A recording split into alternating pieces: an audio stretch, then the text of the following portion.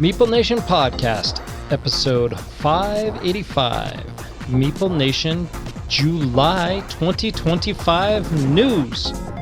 Welcome, citizens, to Meeple Nation. Grab your favorite beverage, pull up a chair, warm up those dice, and join us at the game table as we discuss board games and the board gaming world. Each week, the hosts of Meeple Nation share their love for board games and the amazing memories that come from playing games with some very outstanding people.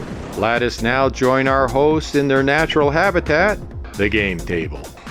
It's time again for our news episode, and we will be talking about some gaming highlights, new game releases, new game announcements, and we may even discuss a crowdfunding project or two. Yeah.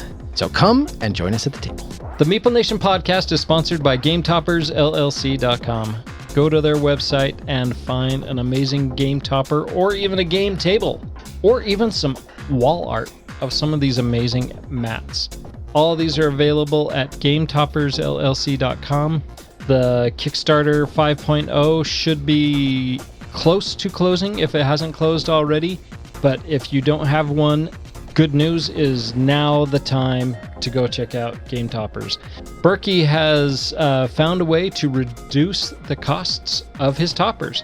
He's made it so that there's just a slight bit of slight bit of installation that the end user will do to put together their toppers, and as such that allows him to make smaller packaging and be able to ship stuff at a cheaper rate, which means that now is the time to go get a topper because it's going to save you some money and it's going to be worth your while. These game toppers are amazing. Go check them out. GameToppersLLC.com. Awesome. Well, we are the hosts of Meeple Nation. I am Douglas Stewart. And I am Nathan Howard. And we are down a sick Andy today, but the show must go on. The show must go on. Andy was missed. We just had SaltCON. That was a lot of fun for most of us. Douglas, you left SaltCON a little early. Well, my gallbladder decided that it didn't like me anymore, so I had to go evict it. And it was good times. It was not good times, actually. It was horrible times. Yeah. But I'm trying to have a good attitude. Well, you feel better, or you look better now. Look like you feel better anyways. I don't know how you feel for sure, but you have a smile on your face. That day, the last day of SaltCON, you did not. No, I was in very much pain. Yeah. And now I'm not, which is why the smile. Yeah. So it all worked out. But yeah, without Andy and without my gallbladder, we are just the world's okayest podcast. We can't be the most okayest. It's just the okayest podcast. Yeah, just the okayest. Yep. And we do have the world's most okayest webpage. It's always going to be the most because it doesn't change based on who's here to record. Yeah. So it's the most okayest webpage. So please go check out meeplenation.com where you will find all of our episodes. You can check out the SaltPOD, which is a sidecast of ours all about SaltCON, a convention here in Utah. You can learn a little bit more about us, and you can check out all the socials. We would love it if you went and clicked on that Patreon link. We're always looking for more patrons. We love them, and we love what they allow us to do. Always, we love to hear from people. So please drop us a line at meeplenation@gmail.com. We would absolutely love to hear from you. And with that, Nathan, before we dive in to the podcast proper, I do feel like, yes, indeed. It is Highlight 30. Would you look at that? On the nose. On the nose. So, funny enough, with just the two of us here, it's going to be a rather Azul-themed highlight segment here. Looks like we've both been playing some Azul. Tell me about Azul with Dianne. So I have my cousin here, lives a couple hours away, and she doesn't get down here very often. But she came down to visit my mother, who lives with us. My mom's in her 90s now and is not she doesn't skip and jump much anymore. Great opportunity for her to come down and visit. And we had the opportunity, there's games everywhere in the house, right? And so we're sitting at the dinner table and talking about some games, and she's talking about games that her daughter brings to her house to play. Her daughter and her friends bring to her house to play.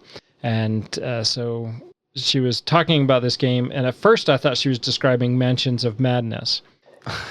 And I was like, wow, that is a heavy game that they have you playing. And it did turn out that it is Betrayal at House on the Hill. Oh, okay. Yeah. Which is... I thought you were going to say, and it was actually Azul, and I was going to be like, whoa, what happened? No. So she plays Betrayal at House on the Hill with him and just kind of plays along. Which is a Halloween favorite. That's a good one. Yeah. I like that one. Yeah. And she hopes that she's not the haunt. Yes, don't we all? And so she wanted to look at some other options. And so we played, yesterday we played Azul. And so this was an introduction to her and to my 90-year-old mom.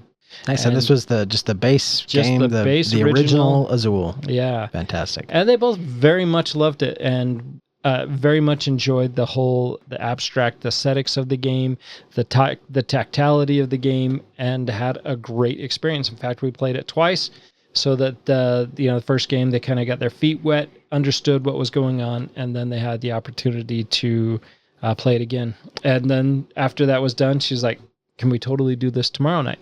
And I was like, "Well, we have recording tomorrow night, so we can try to eat early and play some games before."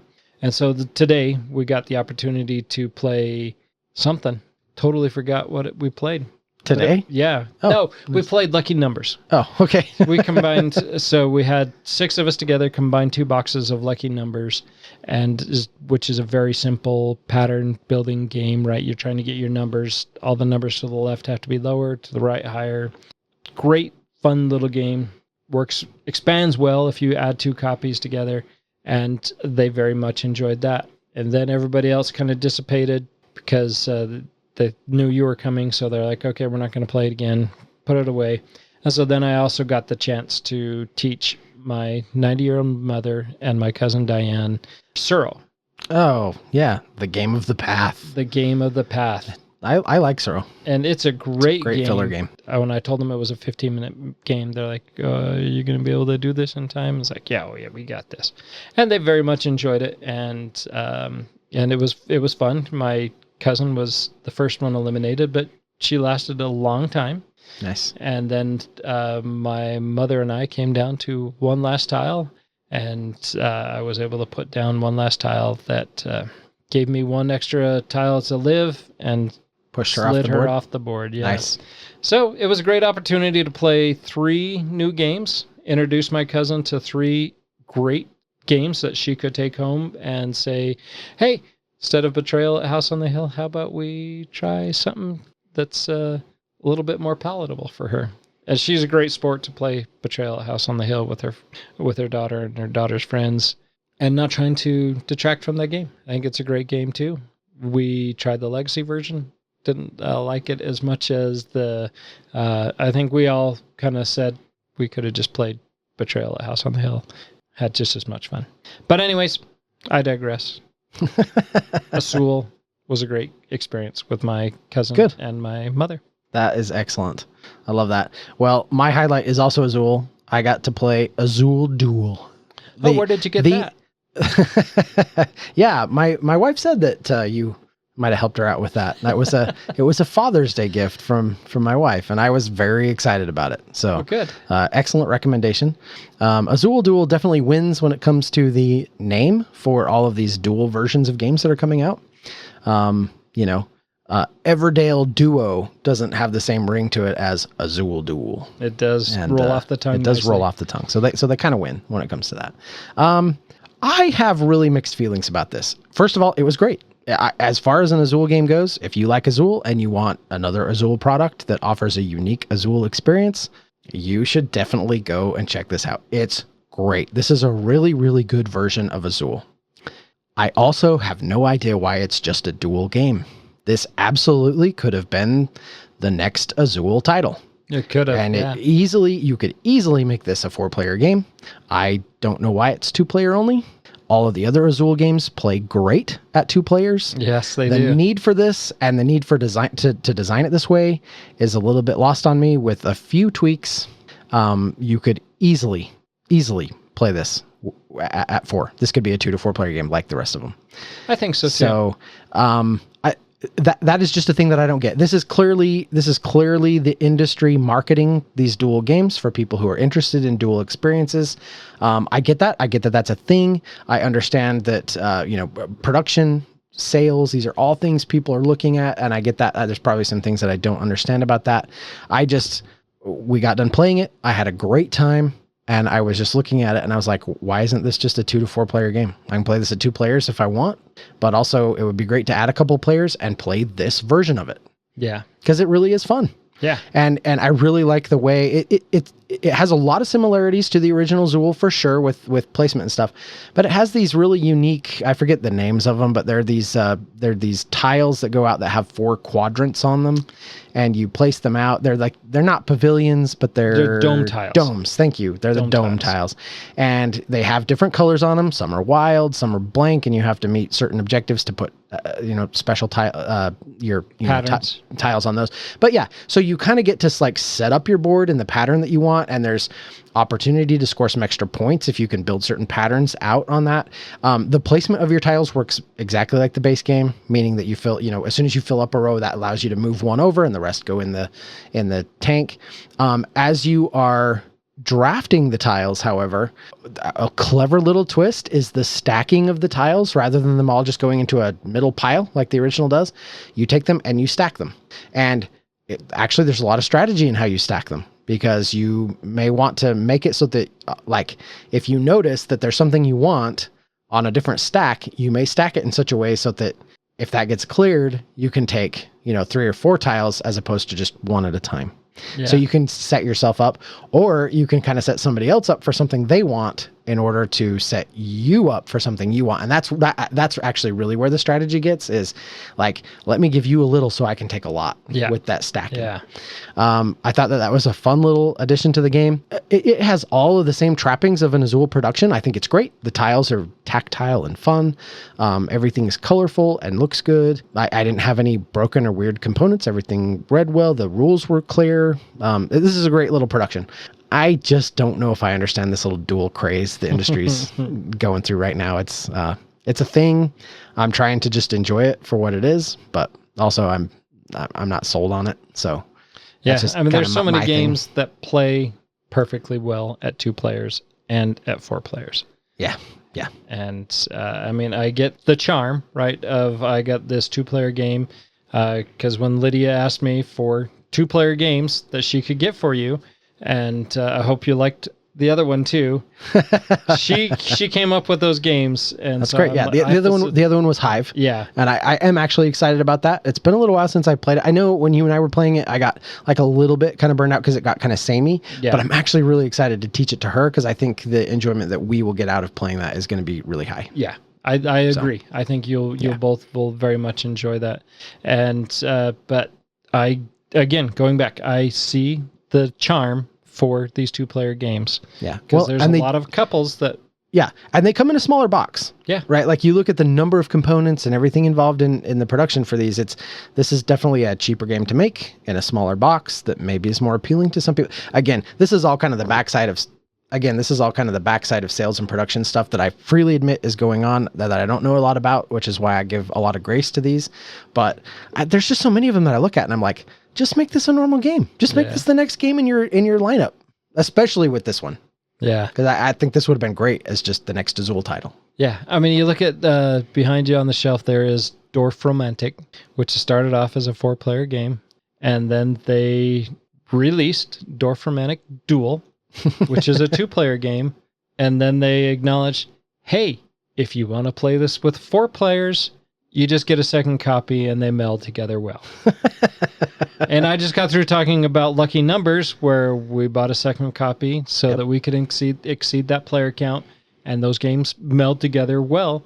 And I don't know. Is it marketing to allow something to sell it as a dual game and allow it to be expanded easily? I don't know. There are some games that definitely don't work well. Yeah. outside that 2-player count. I did appreciate Res Arcana. Yeah. Duel. I think it was Duo. I think it was Duo. Yeah, because that one was a standalone Duo experience, but you could also take everything from it and mix it right in with the base game as like a little mini expansion. Yeah. So when they do stuff like that, I'm maybe a little bit more on board. I think that's clever and works. But yeah, I don't mean to belabor this point. The duel thing is a thing. And when we talk about some new game announcements, we're going to come back to this same conversation. It really is a thing. Like, it's absolutely like, I don't know that it has, I don't know that it's a wave sweeping the industry quite the way roll and writes did. Like, those became just ridiculously prolific, and I think still are kind of, that's created a whole like subgenre in itself. Yeah, in and of itself. And so I don't know that it's quite like that big, but this is definitely a craze going on right now. It's like everybody needs to rush out to put out a duo, whatever version of their game. It's fine. I'm certainly not mad about it. I just have mixed feelings about it. Yep. So anyway, that was my rant, tagged onto my highlight, which was Azul Duel, and I thoroughly enjoyed it. It was very good. Yeah. It's worth your time to go check out. So I agree. I'm definitely recommending it. I just feel like, man, give me a little more and make it 4 players, up to 4 players, right? Yeah, for sure. Yep. All right. So this is our news episode. Whoa. All right. This is our news episode. So as with all of our news episodes, these are broken into 3 sections. The first section is new game releases, games that should be available in the wild, something that you can find and pick up now. And then we we'll transition to new game announcements, games that are in the near or distant future coming out. And then if we don't ramble on too long, we'll hit some crowdfunding. Sounds excellent. Well, some new game announcements. Ironically, I have Wondrous Creatures on my new game releases, and this is a game that I got from SaltCON. This is a game that the box looks like a book, right? It has the kind of the gold inlay, so like the gold plated, or not gold plated, the gold.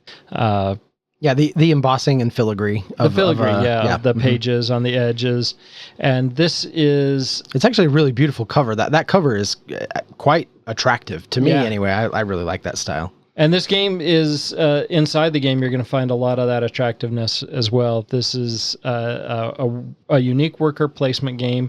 You're using a hex puzzle to experience your workers, or not experience your workers, experience where you put your workers and how they interact with their surroundings. You have terrain that is manipulating and changing throughout the game, and there are lots of creatures that you're going to be interacting with as well. Yeah, and looks like screen printed wooden meeples. And yeah, the production on this looks really good. Yeah, I'm super excited you picked this up. I really want to try this one. Yeah, I am excited too. When I checked it out and I looked at it, it looked very appealing. This is one that I think the theme would appeal to my wife. The complexity, I don't know if that's going to appeal to her. It is a little bit more complex. It's almost 2.98, almost a 3. Yeah, almost a 3 out of 5. So it might be a little bit on the heavy side. And then the thing that really scares me from introducing it to my wife is the 80-minute playtime. 40 to 80. Yeah. Might be less with only 2 players. If you just played it the 2 of you. Yeah. Might work out. Yep. So I have to get the rules down packed so that I can make it a slick teach and get that to the table for her. But this game looks really good. I'm very excited to play this game. 2,500 ratings so far, and it has an 8.1. That's real promising. Yeah. Really good. Yep. So very excited about that. Fantastic. Well, let's talk about, since we're just on this kick a little bit, let's talk about a game that just came out. This is DC Forever. So you have had you've played the DC deck building game. I have, yeah. Right. So this is a game that's very popular at Andy's house, and it's fairly popular at mine as well, although I have a lot of stuff for it that we haven't played yet, but we were playing it very heavy for a while. Anyway, this is an offshoot of that. This is DC Forever, and it's basically the duo version of the DC deck building game. That's basically why this exists. Although this does have something that I think is really cool. So it's deck building game. And you're gonna, I think it plays like a head-to-head deck builder would. Yep. But what's really cool is you are gonna play either the villains or you're gonna play the rogues, and your starting hand is all based on cards that you draft from either the either the hero side of things or the rogues gallery. That's going to make up your opening hand. And then from there, you're just going back and forth and drafting cards from the center market and doing all of the deck buildy things that DC and other deck builders do so well. So this is one that I definitely want to get my hands on. I haven't ordered it yet, but it might be showing up at my house at some future date because I really do like the DC deck builder, and this seems like a cool implementation of it. So do you know, does this doesn't integrate with it at all, right? Is this completely standalone? My understanding is that this is a completely standalone product. Correct. Okay. Yeah.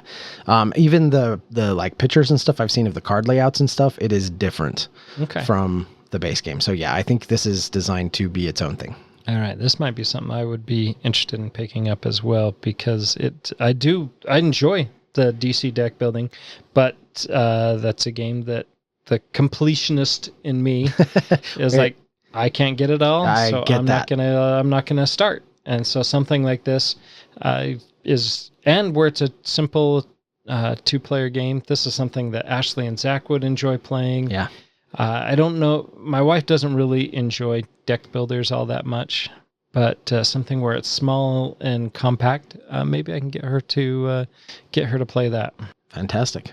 That does look good. But that's on shelves. I mean, you can order that and have it on your doorstep in probably a few days, or maybe find it at a local friendly game store. All right. I can't remember if we talked about this last news episode or not, but the Anarchy, I am way excited about this coming out. The Anarchy is a follow-up to Hadrian's Wall. Yeah. And Hadrian's Wall was a game that I discovered on BGA, played it with Corey, and then I found a copy of it at SaltCON Spring. Mm-hmm. So I just picked this up just this year in March, and I have played this game like 20 times already. Yeah. Yep, me too. It's excellent. And I love this game. Mm-hmm. I love the wide net that is there on how to score points and how to evolve your experience. Yes, you're going to do some of the same things, but you can lean this way, you can lean that way, and have a completely different experience. So the Anarchy is another follow-up, similar layout, similar. It's not a flip and write, but it is. And but it's a resource fill in the sheet game, and if it is anything like Hadrian's Wall, I'm super excited about. Yeah. This is like the spiritual successor. It's a little more heavyweight, which I think is a good thing. Now, I'm not trying at all to be contrarian. This is a game that I played a ton of times. I love Hadrian's Wall. It's great. But there are some things when you're playing Hadrian's Wall that I don't know that certain paths are balanced against other paths 100%. Like in my personal experience, when I have tried to do like good things with like the gladiators, for example, it's like wah wah. Like I've never been successful with the gladiators. 100%. There are some that are swingy. Like there's a couple that are like sometimes it can really pay off for you, and other times it's like you can get hit by kind of the RNG monster, and if it just doesn't line up for you, you could go down a path that just doesn't work. So there's some things like that they're not necessarily complaints, I don't think, but they're just things that I'm like, ooh, this could have been. It has some rough edges that I think just could have used a little polish. What I'm hoping is that the Anarchy brings a little bit more of that to the table, because that is, I think, what I'm craving. I want a little more. Hadrian's Wall is great, and it is a heavyweight sort of flip roll resource management and write style thing, and I want the Anarchy to be that, just a little bigger and bulkier, give me more paths, more options, and make them all sort of mesh. Yeah. Make them all viable, right? So they're all good options. And so time will tell. We're definitely going to play this game, and we'll definitely see. I have really high hopes for it. I hope it doesn't let me down. Yeah, I hope I am in that same boat. And something else that Renegade Games has kicked out just with this Anarchy, which I'm really pretty excited about. We'll see how that translates. I ordered 6 of them, so hopefully it's worthwhile. But Renegade Games has released a dry erase board that has Hadrian's Wall on one side, and on the other side, the Anarchy. Love it. And nice. Yeah, so you can reuse those boards. So I've invested in 6 of them. So I am hoping that it pans out. I almost invested in 9 of them, but I caught my air and pulled back to 6 of them because it is a 6-player game. Right. And yeah. Yep. And simultaneous play. So it's great because whether it's just 2 of you or all 6 of you, the game really doesn't change length hardly at all. It does, but yeah, depending on who you're playing with, there's some analysis paralysis people. I get it. Yep. I know. I heard it the minute I said it. Brad and Dave. And occasionally Nathan. Occasionally me for sure. But I taught this at SaltCON spring or SaltCON summer, and there was a group of 4 individuals, and you told me about that. That's right. That's was right. All 4 of them were very analytical. But there was one gal in particular, and she was very, very precise on what she was doing. Yeah, wanted to explore every option. And she would lay stuff out, she would pull it back, lay it back out a different way until she found what worked. And they were all very good sports about it. They didn't mind at all. They were all happy to have a good time there, and I was glad I wasn't playing. Well, they played it twice, didn't they? No, they just played that was not the group that played. Okay. You had another group. You had another game where they played it twice. Yeah. Okay. But then the same group went and played Power Grid. Mm-hmm. And our new friend Andy Rockwood taught that game. And we were talking just the other day, and he was like, I don't know what it was. I didn't know what it was at first, but I figured it out later. And he was like, that was my funnest experience playing Power Grid. And I was thinking about it, and I thought about it for weeks now, and I finally clued in. It's because all of us wanted to be there. Yeah. Often we teach, like I taught a game to Andy, and I taught Cyclades to Andy. And Andy ruined that experience for most everybody. Not Andy Rockwood, Andy Holiday. Yes. Yeah. And he didn't enjoy that game mechanics he at all. He didn't enjoy it at all, and he was very vocal about it. Yeah, and which kind of tainted the whole experience for everybody else. Yes, it did. But, sometimes we do that where we think, oh, I got this great game, and I'm going to introduce it to people, and then it just falls flat. Yeah, because some people don't want to be there. Yeah. Well, and it's amazing how, like, if you've got somebody with some analysis paralysis, you can overlook it if everybody is like fully engaged in the experience and wants to be at the table. Yeah. So I get that 100%. That's awesome. Good. So they were a great group, and he had a thorough time. He did. He had a thoroughly enjoyable time playing Power Grid, and that's what he concluded. And he was absolutely right, is because he was playing with people who wanted to play. And that's what you get at an experience at a convention. Yep.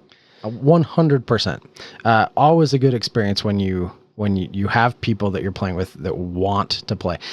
It reminds me, not to go like too far down this rabbit hole, but like, I love the Reckoners, and I've always had a pretty good time with the Reckoners, but there definitely from time to time are people who aren't like as into it, and it's like, okay, well, it's fine, and it doesn't overstay its welcome. It's okay.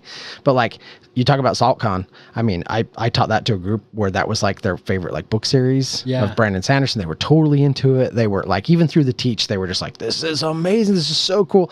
By far the best game of the Reckoners I've ever played, and it was with new people who'd never played it, but it was because they were just so excited about being there and playing the game. So I love that. It makes a huge difference. It really does. Yep. So all that to say, we're really excited about the Anarchy. Yes. We'll see how it turns out. Couple others on my list, Marvel Champions. So we've talked about this when they were announced, but these are now on the shelf. You can go pick up the Falcon and the Winter Soldier.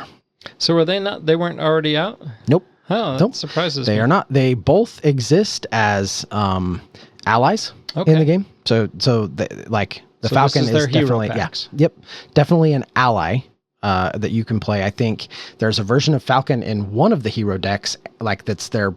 So each hero has like a signature ally that's in their deck, and then there's in the deck building the different aspects. And so I think Falcon, he's in there twice if I remember correctly. Like one as and I actually might be thinking of War Machine.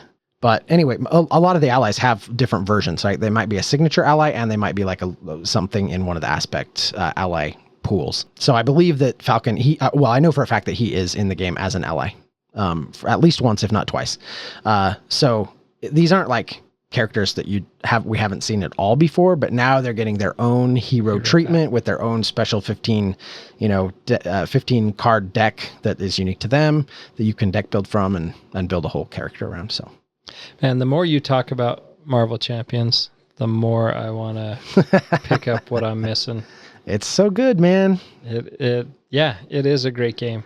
But I will just go back. I will just remind you of conversations we have had many, many times, which is investment is really big with these LCGs. Yeah, it is. Right? Like, I mean, it sounds fun and it's all good. And we did play the base game at BGG-Con last year.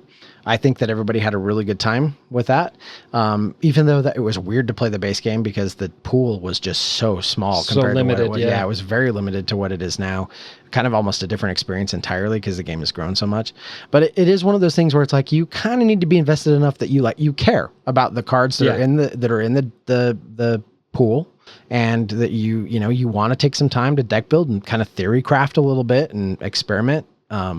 If that's not something you want to do, then it doesn't matter how exciting it sounds. It's not going to be a fun experience if that part of it isn't fun. Right. Well, I already have a ton of I think I'm up the first 3 sets, the first 3 big box sets that came out. Yep. I have those. So it's not a ton that I'm missing, but mostly it's the X-Men stuff and some of these new heroes. And so I don't know. It wouldn't be astronomical to pick it up. No, but like you don't need to own it all to be invested though. I will say that, because if one person has everything, which I do, it's plenty to deck build and do, like, basically play whatever hero and whatever aspect you want. At this point, there's so many copies of every card in the game that you can do pretty much whatever you want. Yeah. So it's really just, am I okay? Like, do I find it fun? That's really the thing. Do I find it fun to sit down before we're actually going to play the game for half hour, 45 minutes, and 2 days and deck build? Yeah. Well, for you, it would be half hour, 45 minutes. For some other people, it would be days. But yeah. And it's one of those games, like all the LCGs, it has its own, like, it has a whole database online. You could go. Oh, really? Yeah, you can go look up every card. You can they have like builds that get upvoted and stuff. So you could just go find like a really popular build, right? Like, I want to play Captain America. I'm going to go find a great Captain America build. You can just throw those cards together and play that deck. So people have guides and all kinds of stuff. Yeah. Oh yeah, it's totally a thing. Like Arkham DB, Marvel Champions DB. There's the Lord of the Rings DB. They're all. There's people who, I mean, these are lifestyle games for people. So they live and die by these cards and by, theory crafting and trying to make all kinds of crazy decks and stuff. I wish I had enough time to dive into it that deep. I don't, but still, if you wanted to go find a great deck and just snag it offline and try that, you can spend time looking through cards and finding stuff. You can do whatever you want. Yeah. Yeah. I mean, I do enjoy going through my own stuff, and it's a little, feels a little imposing to say, hey, let me go through, just rifle through your stuff. And well, it's all organized. Yeah. So, I mean, you just pull it out and find what you want. It's not a problem at all. I do understand what you're saying though, about like wanting to use your own stuff. The thing is, you have enough stuff, you could easily build a great deck. Yeah. I'm pretty sure with a great hero. You don't have to have everything to build a good deck. That's one thing that I feel like, successful designers and FFG does this really well. Every new product sort of, it adds to and gives you more options, but it doesn't necessarily limit what was in the past as being like no longer an option. Right. Except for, you said, with although at this point because I say all that, there is some power creep. You have enough product that you can get around that. You're good. But there is some power creep in the game that makes certain heroes, because they're stuck with that 15 card deck and the mechanics that they play versus the current meta of the game, it makes them a little more obsolete. So I don't want to be like, I know we're going into way more detail than most people really care about with this, but I do want to be kind of clear on that, because there is power creep issues, and there are heroes that I think need to be revisited and some of that stuff. But if you own as much as you do, because you've got the base set, like the first 3 expansions, a bunch of heroes, all that kind of stuff, you definitely have enough cards to build a competitive deck. So you'd be fine. Yeah. I just need to get it out. There you go. All right. Well, let's just schedule when we're going to do the Sinister Motives campaign, and we'll build some Spidey characters, and we'll take that on. So yeah, outstanding. All right. With that, should we move on to some new game announcements? Let's do it. All right. Well, what has your interest in this list? Yeah, I mean, like, the industry is always coming out with new stuff. It's hard to there's lists and lists and lists of new stuff that gets announced. Yeah. There's no way we can talk about it. We're kind of just going through and combing through the stuff that sort of just stands out to us, and the things that we sort of think, this is exciting. This really has some potential. So I kind of am channeling my inner Andy a little bit with some of my picks, but I saw that Clank Catacombs is getting another expansion, a second expansion for Clank Catacombs. This is the Underworld expansion, and it looks great. It does look great. Yeah, it was funny. That's the first game that I actually wanted to go to that was on this list as well. So yeah, it does. I mean, Clank Catacombs has for sure been the triumphant Clank game. Clank has evolved. Clank in Space evolved it even in a greater way, I felt. And Clank Catacombs took all that they learned and said, let's make this awesome. And they did it. Yeah. And I would love for them to do that with Clank in Space. I love the theme, You're a space guy. I am a space guy, but the flavor text that they put in the Clank and Space games, I find very enjoyable. The little Easter eggs that you're looking for, all that sticks out.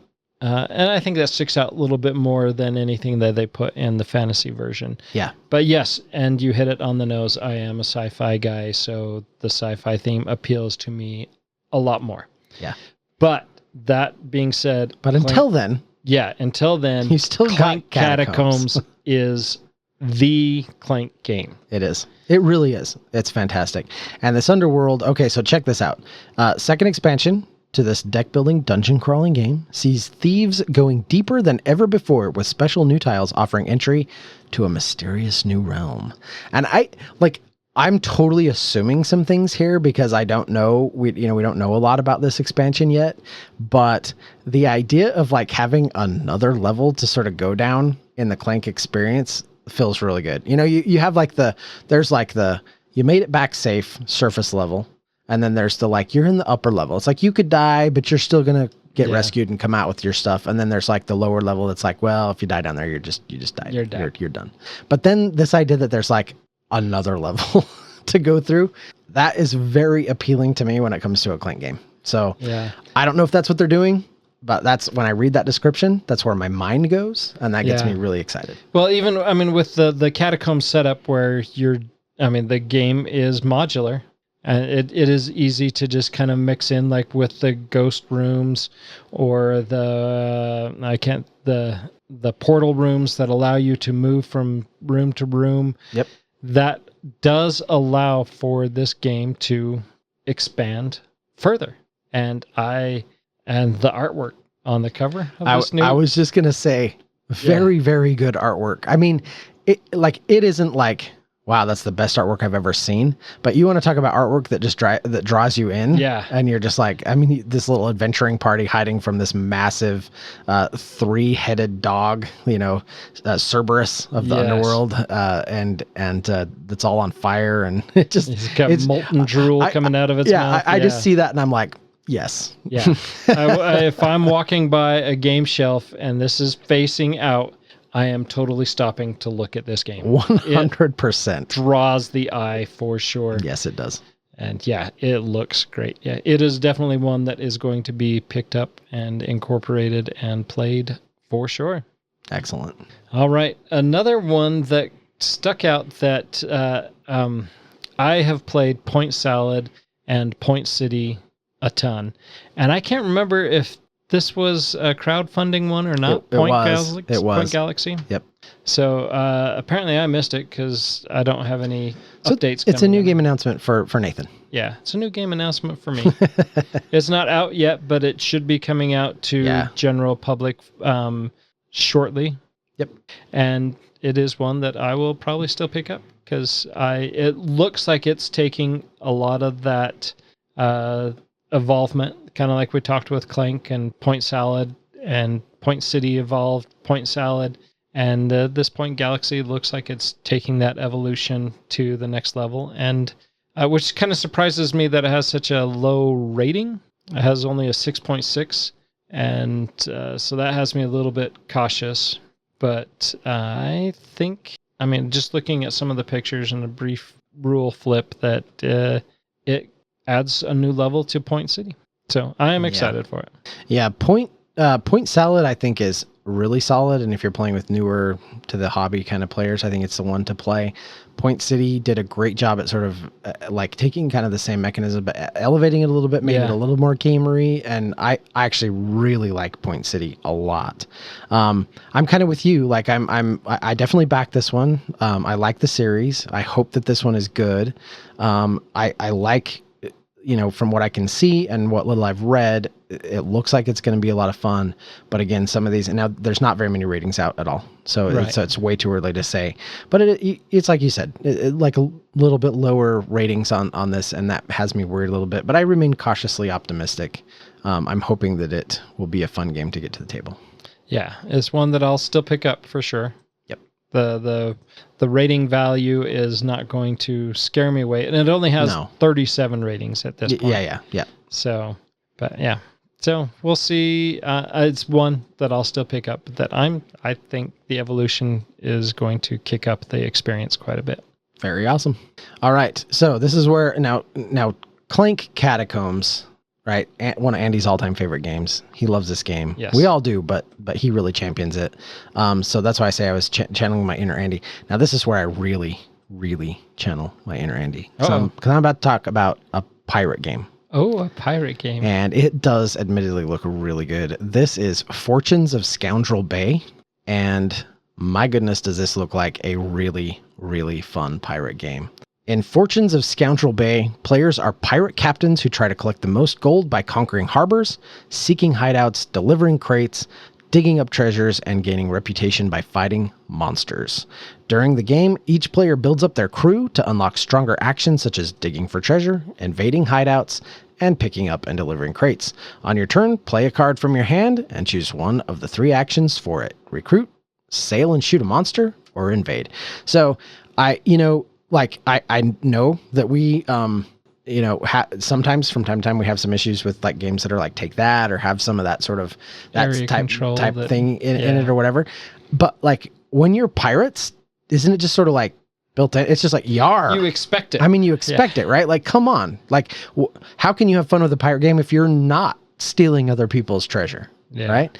So, I personally have some reservations before I'm like, well, yes, this is going to be one of the best pirate games ever. But as I read that description, everything about that, I'm like, yes, this sounds really fun. And I have no doubt that this will be a game that hits our table eventually when it eventually comes out. It has multi-use cards, asymmetric player boards. Oh yeah, this has got a lot of goodness associated with it. Yeah, and I don't like the news episodes. I don't know that it really has, from what I'm gathering, I don't know that it really has a lot of like area control. I think it has some point control, but it's mostly just point control and conflict, and just building up your ship and trying to do stuff. Now, it implies that there's player versus player for sure, but it also, the way it reads, could be very much that it's player versus just the game as well. So. I don't know how heavy the Take That parts of it are, but it just sounds fun. The board looks good. The components look great. Like, everything about this just screams, play me, play me. All right. Well, you have The Witcher, the board game, right? I do. In that same universe, the Witcher universe, is Gwent, the legendary card game, inspired by the minigame from The Witcher 3 Wild Hunt, which I'm also not familiar with.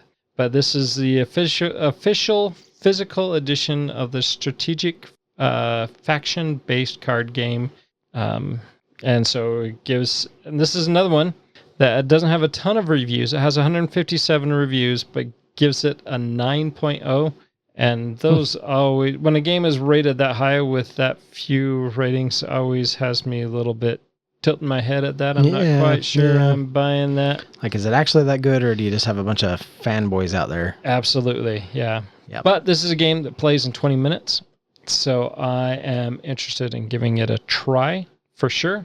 And for a simple little game that plays 20 minutes, I'm willing to check it out. Awesome. Probably the last one that I will talk about. This is one that caught my eye, and this is one, it was the art that totally grabbed me. There's a description here, but I don't know a whole lot about it. This is a game called Azure. So this will be coming out in 2026. It says, invoke the 4 auspicious beasts and channel their energy in a quest for wisdom.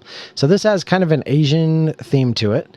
The art, by the way, is by Kwanchai Moria, and I love that artist's art. They are fantastic. It is great art. But it says am I reading the right thing? Yes, here it is. The Lungmei, or dragon paths, are lines of energy that cover the earth. They are derided from the 4 auspicious beasts: the azure dragon of the east, the vermilion bird of the south, the white tiger of the west, and the black tortoise of the north. When a path runs in a straight line, that energy builds in power, but these paths can be broken up by barriers such as mountains with which diffuse the energy. This is a 2-player game. So another duo kind of situation going on here, although it's not based on an existing IP that I'm aware of. So this is just one that seems like it has a great theme. There are no pictures other than that cover shot, which just really drew me in. I love that art style. Yeah. So this looks really fun. Another one that the cover art pulls me in, and it is because of the color that the cover art pulls me in. This is Whisperwood. This is a curious cat prowls into the forest, lured by flickering lights of all colors dancing through the trees. What are they? Oh, the whispers from the old tales. Each one sparkles with charm, mischief, carrying a unique personality. Can you guide them just right to make your forest the brightest? A game that it could go either way for sure. It has 19 ratings and doesn't have an overall rating yet. But the art style on it and the bright colors, I mean, I do like pretty moving lights. None of these lights are moving, but the color on this just is very vibrant, which I think is a big part of the game, the theme of the game, why it's a big aspect of the game, and it does it really well. Yep. Well, and this is being done by Czech Games Edition, and I am more and more just loving the stuff that they do. Anytime they put out a game, it really perks my interest. So this is definitely one that has my interest. This is Lost Ruins of Arnak. This is SETI. Yeah. What's the Diablo-like game? Sanctum, game that I thoroughly enjoy. Haven't played that in a long time. Yeah, I think they do. Adrenaline that we've talked about before, the sort of first-person shooter. Which was fun game, which I really like. Codenames. They Czech Games Edition is really doing some fun things, and I think when they put something out, it's worth paying attention. I know you're a fan of chip theory games as well. Yep. I am as well. Roth, which has some very unique tokens. Yeah. That kind of draw my eye. Yeah. Not that I'm not all about a token, but one of the player pieces is just a giant hand that holds up. So this is an area control game, so I'm very excited to play this with Andy. Not at all. Not at all. Now this was another one that did crowdfund. Did they? Yeah. Okay. They ran this one on Crowdfunder. Kickstarter, I don't remember which one. Yeah. And I avoid a lot of crowdfunding these days. Yep. But this is an area control game that can be played competitive, cooperatively, or solo. Nice. And so players choose a faction and vie for control of the island by drafting action dice, gaining resources, deploying and moving troops, and attacking the opposition while trying to hold key positions and dominate the region. Totally a game that Andy will not play. Totally a game that I am interested in and would love to try. So fantastic. Yeah, and it says here that Roth can be taught in 10 to 15 minutes and played roughly in an hour. So that also excites me. I love it when a game is easy to teach but fun to play. And hopefully it's fun to play. I don't know if it's fun to play yet. Yeah. The other one, so I know I said Azure was going to be my last one, but the other one that you put on this list, you were the one that added this, and I was just looking at it, and not a lot known about it yet, but the good on this look so good, and that is Recall. This looks really good. It does look really good. And that box art is pretty awesome. It's got like like a landscape, but it forms like an eye. It draws the eye for sure. It draws the eye. Yes, indeed. It reminds me of, I don't know if you ever saw the Aeon Flux, the original animated Aeon Flux. It was on MTV way back in the day, 100 years ago. Nope. But it has the eye, and this fly comes and lands on the eye, and then the eye closes on the fly like a Venus flytrap. Oh, okay, sure. And then, because you kind of think it's a Venus flytrap at first, and then the eyeball comes, and that's totally what it reminds me, because you have the eyelashes there, but it has nothing to do with Aeon Flux. But the art is awesome, and I hate to say that art makes or breaks a game, but sometimes it does, and it is definitely something that draws us into a game. It's the handshake. It is, for sure. Yeah, yep. That's a great, that handshake to pull you in, and when it's done well, it's done really well. And this, it's awesome. This is a game really that where the art drags me in, and it is something that I give the game a second look. Yeah, almost exclusively because the art drawed me in. And it drew you in. Yes. Awesome. Do you have any more of these new game announcements that you want to talk about? No, I think we're pretty close to our time, so I will save any of these that stick out till maybe next time. Okay, fantastic. Well, I think we've got just a minute here, and I will mention just a couple of crowdfunding things really fast. First off, over on Kickstarter, Endeavor Deep Sea. Now, this is one I haven't got to play, but it's one. Did you play this one? I did play this one. Yeah, and Andy got to play it and loved it, right? You guys both really liked it. So, Endeavor Deep Sea Uncharted Waters. So, this is an expansion that's crowdfunding for Endeavor Deep Sea. Now, when this episode releases, this campaign will be over. So, go check out the late pledge for it. That's kind of just the nature of crowdfunding is threading that needle is almost impossible when you're doing a podcast like this, but I can't wait to play the base game, and I know you guys are going to be excited about an expansion for it. I'm hoping, did Andy pick this up? Do you have this? Yeah, Andy picked it up. Okay, good, because I definitely want to play this at some point. And then over on GameFound, launching in a couple days. So this campaign will be going out, like when this episode drops, this campaign will be live. But this is Lord of the Rings: The Confrontation. And this is what I was looking for, because I believe I have this original game. Yep. It's an older original game. Yep. But this deluxe edition, it looks so good. It does. I am blown away by this this production. Really high quality production value on this.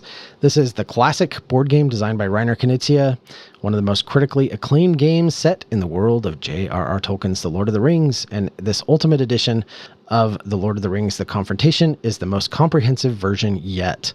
What is more, the Ultimate Collector's Edition version of the game, available below, not now, because it hasn't crowdfunded yet, but available below, may be the most amazing The Lord of the Rings game artifact that the world has ever seen. And based on what I'm seeing, I might give him that claim. That's a bold claim, but I might give it to him. Yeah, that setup there, that board, the top, that looks phenomenal. Pretty incredible. Now, I'm imagining that some of the deluxeified stuff will be add-ons that run as part of the campaign. I would guess that not all of this stuff is going to just be, there's going to be a lot of add-ons here. Yeah. And so if you want like the fully deluxeified version with this really cool built-in component storage wooden chest, which does look very impressive, I would imagine that is going to be optional. It even comes on a pedestal, man. Like you set it up on a pedestal. Yeah, like a chessboard. Yeah, like an elevated chessboard. Yeah, I have a very nice marble handcrafted chessboard that I've had for years that I really enjoy, and it looks really nice.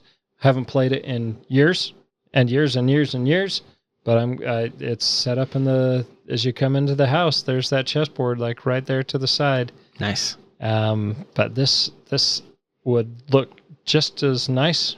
Yep. Right next to it. Yep. Phenomenal artwork. Boy, they have really, really put a lot into making the art on this pop and really be amazing. So Yeah, and this is a 2-player game, right? It is. If I recall. Yeah, it's a 2-player game. It's a duel. A duel for Middle Earth, as some might say. All right. Well, that is awesome. Some good stuff. Yeah. Some good stuff out there. Some stuff that we're looking forward to and stuff that we're going to be picking up soon. And stuff that I got to go order right now, thanks to you. It's a great time to be alive, Nathan, and be a board gamer. It always is. Fantastic. Yeah. These news episodes are both highly enjoyable and extremely frustrating because there's so much out there and we can't catch them all. But man, I'm sure trying. That's right.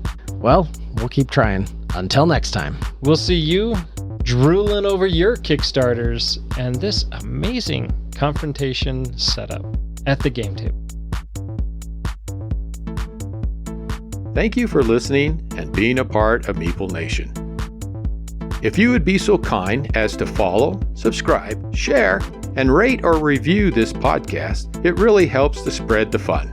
You can be more involved in supporting the podcast by joining the nation at patreon.com/Meeple Nation, or you can find a link at the top of our webpage, meeplenation.com. And while you're there, look at all our extra content. There are links to all our past episodes, a wide variety of blogs, pictures from our Instagram feed, and bios for all the hosts and our awesome bloggers. Follow us on Twitter, Instagram, and Facebook, all under Meeple Nation.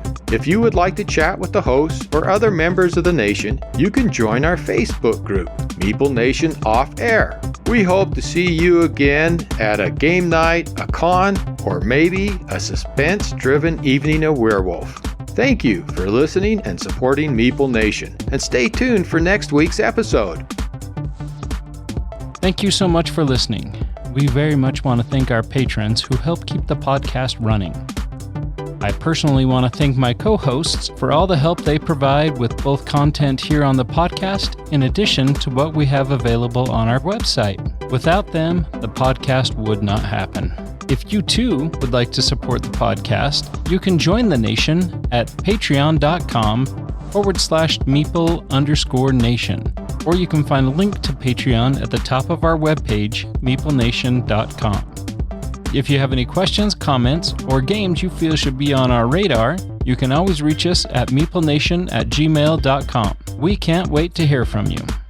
I am grateful to Doug and Andy who helped me edit episodes, and I want to thank James and Kim Clark who do the editing on our blogs and on our webpage, which can be found at meeplenation.com. We want to thank Brain Detergent for our music.